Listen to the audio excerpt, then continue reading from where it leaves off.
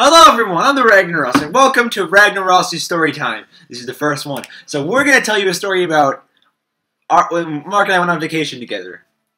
Just me and him, right? Okay, yeah, so the story starts out. We went on vacation. We went and we rented a cabin, but the cabins were all burnt down. So we decided that we should just set up a tent. Mark, your turn. Yeah. Go. It's really weird from then on. So yeah, we started setting up a tent, but what'd you say? Go. Okay. We started setting up our tent, and then like once it got up, like all of the tent poles turned into jelly for some reason. Like it was weird. Oh, and then I actually called rehab because Mark was on LSD. That's why he thought the tent poles were jelly. They came and he was like, oh, he's better now. He'll probably never do LSD again just because he's not high anymore. Yeah, because that's how it works. That's how it works. Yeah. It was a really cheap... I was kind of short on money, so I called a really cheap rehab center. And, oh yeah, so Mark was freaking out because the tent poles were jelly. They were actually just regular tent poles, and they fell because I didn't stake them to the ground. And then the rehab guys left, and before they left, I stole all the brownies out of their truck. Why brownies? Dude. Dude. What do you want me to steal? I don't know. So yeah, I stole all the brownies out of their truck, and then they drove off, and Mark's turn. They drove off, and then we went back to our campsite because we figured we shouldn't just waste this vacation because I did LSD. And so we went back to the camp, and we went to sleep, and then we heard some trucks rolling up, and it was the rehab guys. They'd come back, and they all had guns. And they like, you know, they had like real kind voices earlier, but now they were like, "Give me my brownies." It was like they turned into the freaking Hulk. Yeah, like they did steroids before. And it's true story. They did steroids before they came. And over. Then before they came, we had already eaten all the brownies before we went to sleep. And when they got back, we're like, okay, hold on, just give me a second to get them out. Because we definitely didn't eat any of them. So I lean over to Mark as I'm going to get the pan. And I'm like, Mark, cut a hole in the side of the tent. So as he's cutting the hole, these guys aren't caring. Because they're in the tent now, so we can't get out the door. So I pick up this glass brownie pan, and I bash it over their head. And I steal his gun, and then hit him in the balls with it, and then run out the hole in the side of the tent. Mark, go ahead. Yeah, we got out the hole. And then we ran. We ran for like what, 3 days? I think it was like 3 hours. And then we hid in a cave, and there were bats everywhere. And one of the bats started talking to us. He was what? Keep going. He said he told us that the sacred diamonds were stolen. Okay.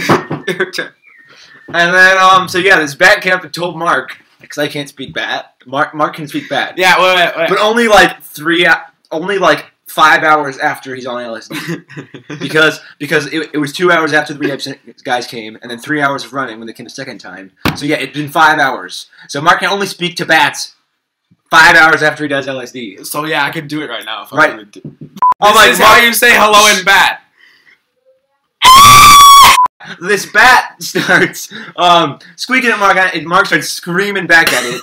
And I'm like, Mark, what's he saying? What's he saying? He's like, he said that the sacred diamonds have been stolen. I'm like, crap!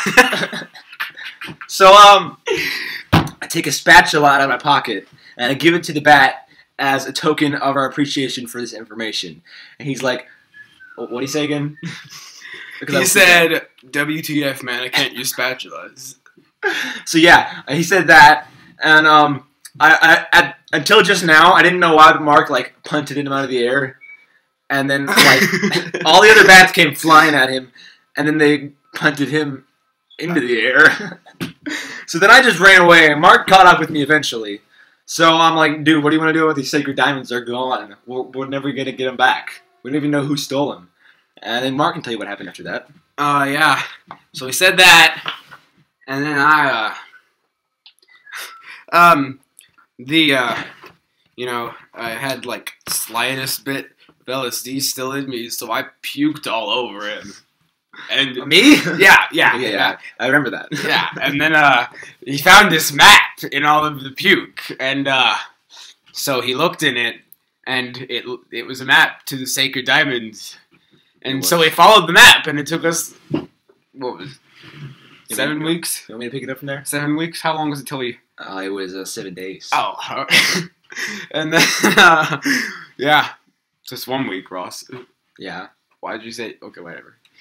Because I wanted to keep it 7. Are you done? Okay. Is it my turn? Yeah. So it took us 7 days to find a gas station.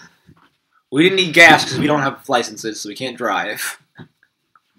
So yeah, we got to the gas station. We bought like 11 honey buns. And then like a Dr. Pepper each. Not like a can, like a 2-liter. We each got one for ourselves. We had 11 honey buns. We thought we got 12, but it was 11. And then apparently we were causing a ruckus. So the guy in the store threatened to kill us if we didn't leave. So we thought we got 11, we thought we got 12 honey buns, but we got 11. And then we got into a fight over who got the extra one. And then wait, you and me?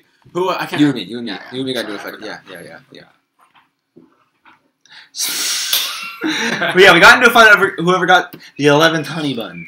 And then all of a sudden, this fairy comes up and says, "Hey, listen. You guys need to find them diamonds, bro!" I'm like, "Oh yeah." She said it exactly like that. Yeah. Same she voice did. and everything. It was he.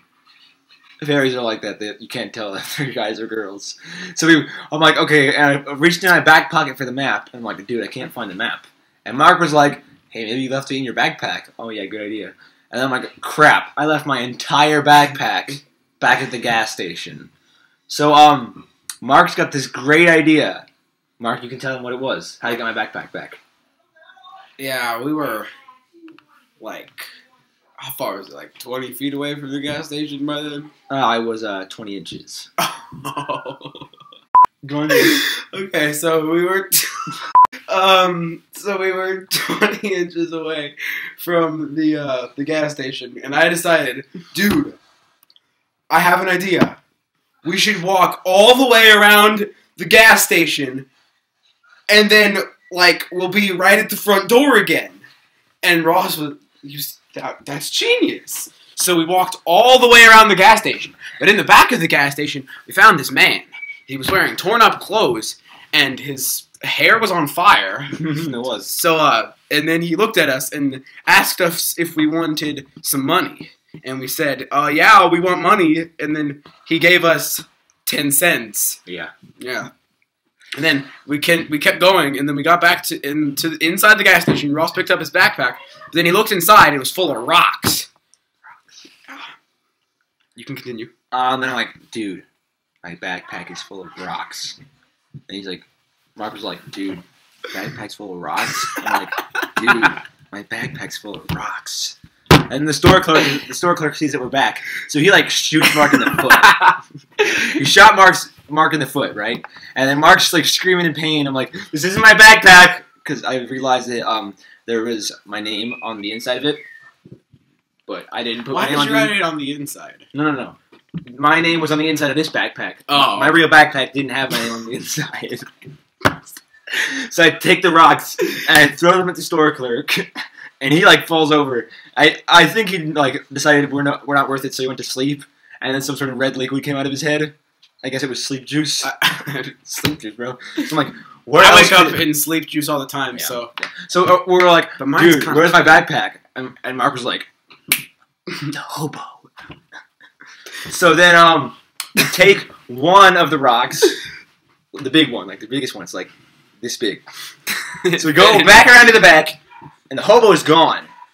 But fortunately, it had been raining a lot, so he left 3-foot deep footprints because it had been raining that much, and the ground was that wet. Plus, he was really fat, so he was heavy, and he sank really deep into the ground. So we followed the footprints, and we only sank half an inch because we're not fat. So we found him sleeping in a tree. And we're like, how the heck did he get up there? So we take the rock. Branch not breaking? We took the rock, and we're like, how are we going to get him down with just this rock? And Mark's like, I know. So he throws the rock, and he breaks the branch. And the guy falls down, and like he lands headfirst on the ground and sinks like 5 feet under. But fortunately, my backpack, which was on his back by the way, slipped up over his feet, perfectly accessible, not muddy at all. So we reach it, we take it, give him the backpack that had the rocks in it with my name, and then put my backpack on my back. Mark, you want to pick it up from there? Yeah. So Ross put his backpack back on. I helped the hobo out of the mud, and I was like, "Bo, you dumb." And he just like looked at me, and he was like, "Thanks, man." And then he sprouted eagle wings and flew away. Okay, take more LSD. Yeah. Oh. Yeah. I guess I didn't realize that. Okay. Yeah, he never even realized he's doing it. That's how bad addiction is. Anyway. Don't do drugs, kids. You'll be addicted, and then you won't even realize you're taking drugs. Your parents will hate you, and your friends will be bad people. And then you'll waste all your money on juicy juice, 100% juice. He had just flown away, and I was like, "Dang, them eagle wings, though." And Ross he like made this really confused face because he didn't know what I was talking about. So anyway, we walked back away from the gas station, and we started walking, and we got like 50 miles. 50 feet. Oh, okay. And we got so far away, and yeah, we got there. And I looked at I stopped, and Ross stopped, and he like looked back at me. He was like, "What are you doing?" And I was like, "We have 10 cents." And then Ross realized that's a lot of money. So go ahead. And then yeah. Oh, yeah, you done? No. Then we start walking again, and we saw this big sign. It was this really weird symbol, and some words under it. And I could just barely make out what it said, because you know, I He's on acid. Yeah, and when I'm on acid, I can read foreign languages. Yeah. So I looked up at it, but not English. Yeah. And then I looked up at it, and I was like, "Dude, do you know what that sign says?" And I was like, "Dude, that's a Tide billboard. It's for detergent." I was like, "No, man, that says ye old McDonald's." So we started walking, and then we got there. And we just stood there for a while, like 10 seconds. Yeah. You want to continue? Sure. So we got over to the sign. We stood there for a few seconds. We stood there for a few seconds, and we're like, "Dude, we need to stay on track. We need to find these diamonds." And I'm like, "Wait, why do we have to find them again?" You know, because the bat told us to when I was on LSD. I'm like, "Oh yeah, that makes sense." So we reach into my backpack, take out the map, which is in there, and we open it, and it shows that we've been going the wrong way the whole time. So we turn around, and we run really fast. Really fast. Really fast. We got like 3 feet per second. And we get to where the X mark is on the map, and then Mark is just so tired he falls over and has a heart attack. And I do a triple bypass or whatever the medical term is to stop a heart attack. But yeah, I do that. And he gets up and he's like, "Dude, can we never run 12 miles at full speed again?" And I'm like, "Whatever."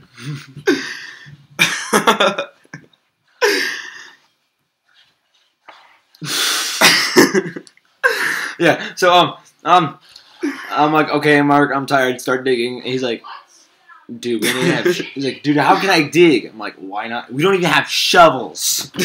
So he's like, "Oh, I didn't think of that." So we take the rocks that are on the ground around us, and we light them on fire, and they melt. And we take out this mold that I have, not like mold that you find on old food, mold like to make a shape, and it's the shape of a shovel. because I have one of those with me at all times, just because you never know when you need a shovel. I also have one for a milk jug and a T-shirt. So yeah, we make a shovel, just one because I don't want to dig, and I need an excuse. And then Mark starts digging, and he gets down like 12 feet, and then he hits something like thump thump thump, like in movies when they find a treasure chest. He's like, dude, I think I found it. I'm like, cool. So I come down there with this brush, like paleontology brush, because I have one of those on me too, right now actually. It's I don't have it. So yeah, I start brushing away the dirt to get it. I'm like, dude, you hit a root.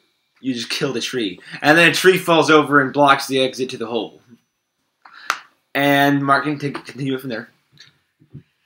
And yeah, so it blocked the exit.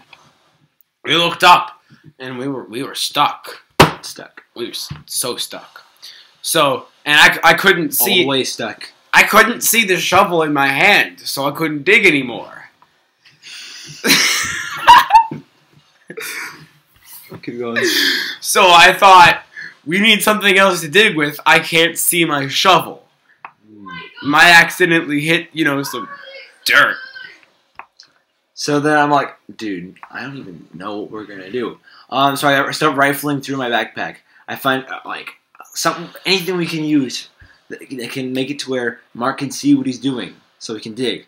I find so in my backpack there's cheese, some old chicken, but it's still good. Don't worry. I keep it in there for emergencies, but it doesn't go bad. It's got a whole bunch of preservatives and stuff. So yeah, I find cheese, the old chicken, that was easy button, the other two molds that I have, plus the shovel, and I find a glow stick, and the door to a car. Big backpack. Yeah, it is. Donald Trump's real hair. And a flashlight. And Radio Shack. All of them. And I'm like, dude, there's nothing in here we can use for light. So then Mark was all like, dude, I heard that if you take out the things inside of a flashlight and put a glow stick inside, you can get light. So yeah, I try it and it works. The whole hole is lit up, and then we figure out that the thing he hit actually was a treasure chest, and the reason the tree blocked the hole was there was an assassin trying to starve us to death. It was the guy who stole the diamonds. He doesn't want us to find them. So and then I'm like, dude, Mark, you have to pick up the story from here.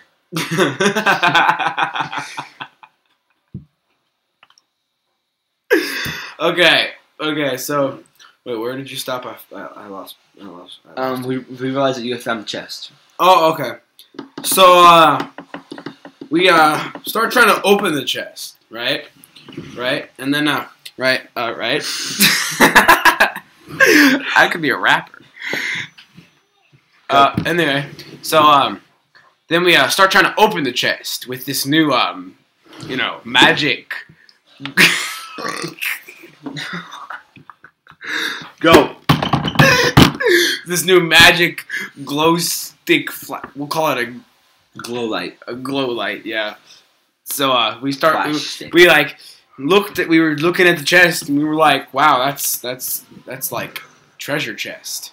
So we started trying to open it, right? So we took Ross's backpack and we started looking through it for things that could break locks and wood. Yeah. And skulls. So, if we needed to. Yeah. Because there's an assassin after us. Yeah, but he's on the other side of the tree and the ground, so. Yeah. Anyway, so we started looking through there. And I said... We already said everything that's in there. So. And I was like, I don't know, man. The Radio Shack, maybe? I don't know. Like, dude, no, that would not work. So okay. I'm like, dude, let's check in your backpack. So I turn around and I open my backpack, and I start looking through there. There's a human skull, there's a raccoon skull, there's a squirrel skull, there's a coyote skull, there's a giant skull, there's a zombie skull, and there is what was the other one? Oh, A worm skull. and a gun. Yeah, and a gun. So.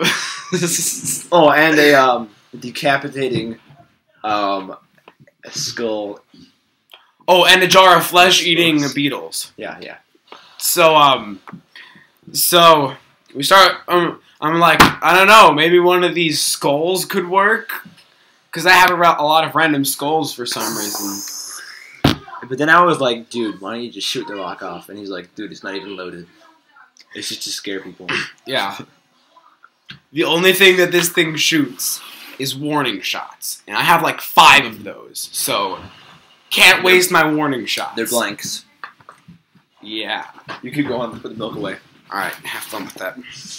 So, then, as we're trying to open the chest with some of these skulls, because, while I was doing it, Ross had his back turned. He was looking at some roots and some dirt. Because, you get some good views in the hole. Underground. Yeah, in a hole. Then we start digging through, and I was like, maybe this squirrel skull. So I take the lock and I start bashing it with my squirrel skull. And then my squirrel skull breaks. And I was like,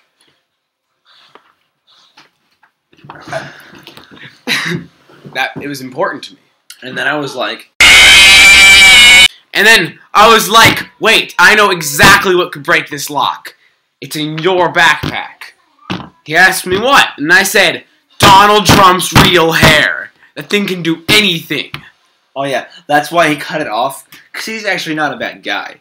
His real hair was so powerful, he didn't think any one person should wield it, so he threw it in space. But then I became an astronaut, went into space, and got it back. Because I'm like, I can make chicken whenever I want. Yeah, chicken whenever I want is the reason I got Donald Trump's real hair. So yeah, I took Donald Trump's hair, and then I opened the chest, teleported us out with the sacred diamonds because they were in the chest. And then I sold them at Walmart and got like $100. And then Mark and I went out and lived the rest of our lives as the richest man on earth. And then we went back. Him with $100 and me with 10 cents. And then we went bankrupt in 2012 and lived with our parents again. 2012. And that is the story of the best camping trip ever.